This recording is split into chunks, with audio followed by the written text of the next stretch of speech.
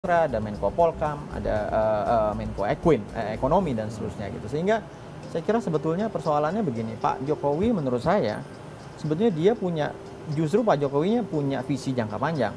Visi maritim, nawacita itu jangka panjang, nggak bisa sehari selesai. Tetapi masalah yang dihadapi adalah masalah hari ini.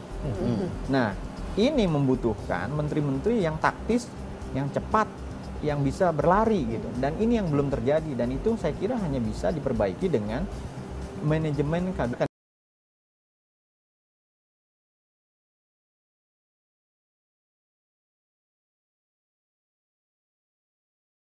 Diuji lagi, yaitu bahwa karena beliau orang baru, sebetulnya ujian pertamanya waktu itu adalah sense Pak Jokowi untuk memilih orang yang tepat. Betul. Karena dia tidak paham, dia tidak kenal siapa-siapa gitu. Dan kemudian ujiannya hampir gagal karena memang menteri-menterinya pun banyak juga yang bukan pilihan partai dan lain-lain, menahan diri untuk memberi ruang yang sebesar-besarnya Pak Jokowi untuk menetapkan siapa menteri yang akan diganti dan siapa penggantinya. Karena dengan itu baru pribadi Pak Jokowi seperti kita tahu. Ada proses tekanan dan lain-lain, negosiasi dengan partai dan lain-lain. Sehingga kalau besok bukan besok, maksudnya kalau akan ada reshuffle, ya kan? Semua harus menahan diri, pihak-pihak. Manajemen kabinet yang baik, dan kalaupun nanti reshuffle harus dilakukan, Pak Jokowi ini harus memprioritaskan apa dalam memilih para penggantinya. Nanti kita akan jawab pertanyaan itu pemirsa di segmen terakhir. Tetaplah bersama kami.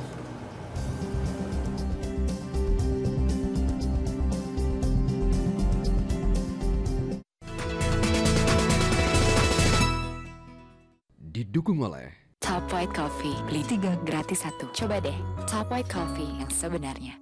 Top White Coffee, it's so creamy. Any time of the day, this is my perfect white coffee. Lembut creamernya, beli 3 gratis 1. A kick of perfect white coffee. Coba deh, Top White Coffee yang sebenarnya. Musing shampoo anti ketombe. Meski cuaca panas,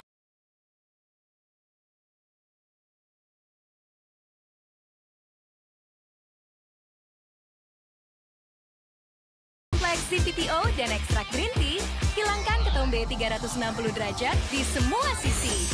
Get more than just fresh. Musing bebas dan berkeringat, rambut tetap fresh. Apapun aktivitasmu, more than just fresh. Musing Refreshing Cool dengan improve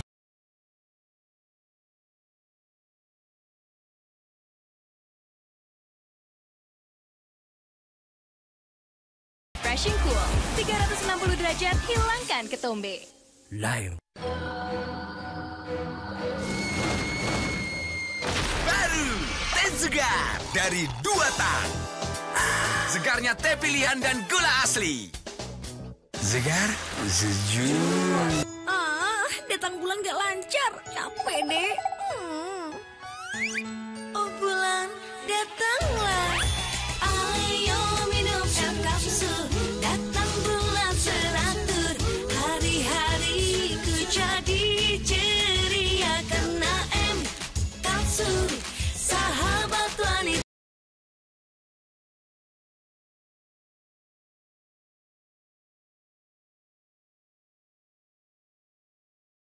Itu cerewet.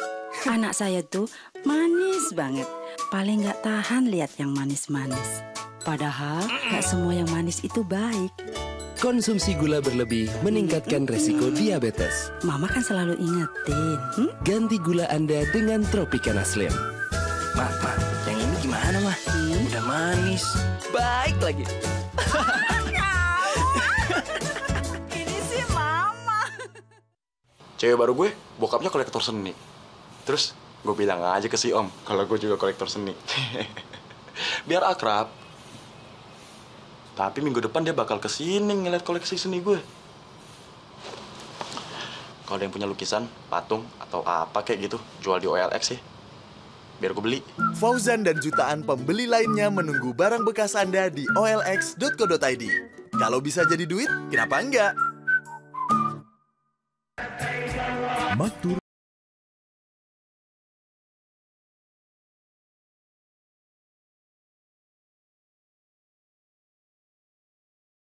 dan Haji, jembatan Anda menuju Baitullah.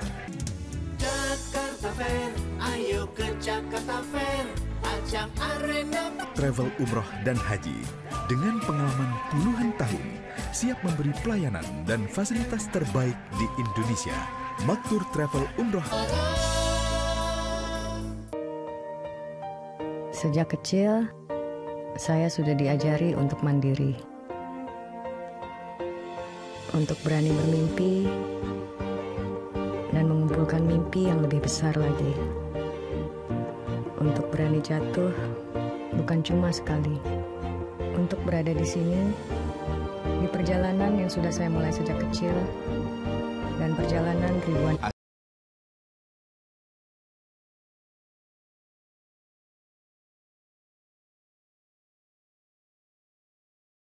asyik dan menyenangkan. Setiap anak sesungguhnya bisa belajar matematika. Jadi saya punya pandangan, tidak ada anak yang bodoh. Power Talk, Yohanes Surya, hari ini jam 9:30 pagi.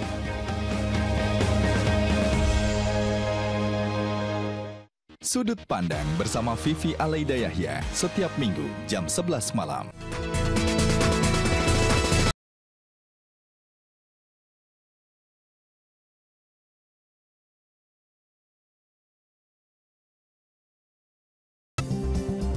Kita sudah masuk di segmen terakhir, pemirsa. Pertanyaan saya sama seperti tadi, supaya pemerintahan Jokowi JK ini dapat bekerja dengan lebih optimal, lebih produktif, manajemen kabinet seperti apa yang harus dilakukan? Dan kalaupun reshuffle harus dilakukan, apa yang harus menjadi prioritas Pak Jokowi dalam memilih para penggantinya? Saya ke Pak.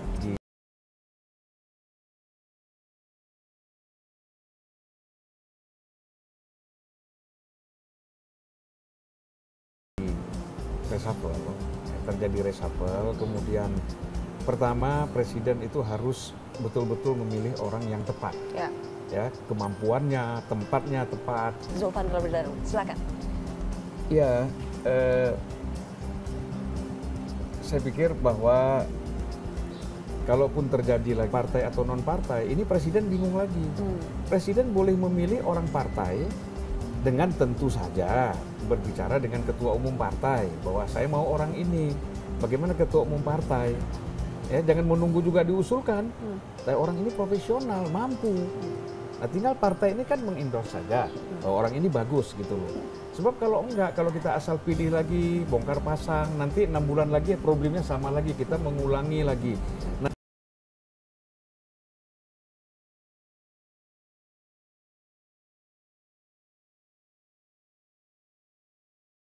ya, banyak problem lah kalau kita sampai mengulangi kesalahan yang sama ya. Oke, intinya right man in the right place. Prof. Renal? Gini, kita jangan sampai menggunakan jurus orang mabuk mencari kunci. Orang mabuk mencari kunci itu ketika ditanya di malam hari, dibantu oleh banyak orang, dan kemudian ditanya, kenapa nyarinya di sini? Kan di sini ada lampu. Jadi karena di tempat lampu itu, padahal jatuhnya barangkali di tempat lain. Nah, kita harus melihat, kegelisahan ini kan karena ada kegaduhan. Kegaduhan karena tidak ada kinerja. Ya, di mana yang kegaduhan itu harus kita pisahkan dua. Kegaduhan yang diciptakan publik karena kepentingan politik atau kekuasaan, dan kegaduhan yang memang karena kinerja. Kegaduhan kinerja itu adanya di penegakan hukum. Bagaimana ceritanya ini penegakan hukum jadi kacau balau seperti ini, pemberantasan korupsi menjadi seperti ini, pelemahan. Pak Jokowi harus tegas dalam penegakan hukum dan tadi pemberantasan korupsi. Ya, dalam hal ini ya dia harus punya elemen-elemen orang-orang yang bisa menegakkan itu. Yang kedua adalah tantangan Indonesia ke depan itu dalam bidang ekonomi adalah mengenai makanan, pangan, ya, pangan. Kalau rakyat sudah lapar, itulah yang menjadi benih revolusi Prancis 1789, ya. Itulah yang terjadi di Arab Spring. Kita lihat di Timur Tengah beberapa kepala negara berjatuhan di sana karena adalah pangan. Food inflationnya luar biasa. Memasuki tahun 2010-2013 itu harga pangan itu meroket luar biasa.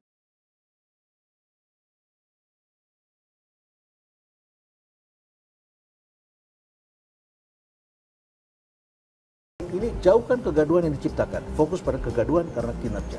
Oke, baik, terima kasih. Kemudian Mas Philip? Saya kira menambahkan saja, melengkapi.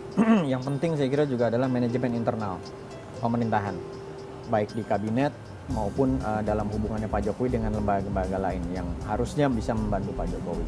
Dan dalam kaitan ini saya kira yang pertama misalnya Pak Jokowi harusnya memperkuat atau mempertegas pressure kepada Menko-Menko.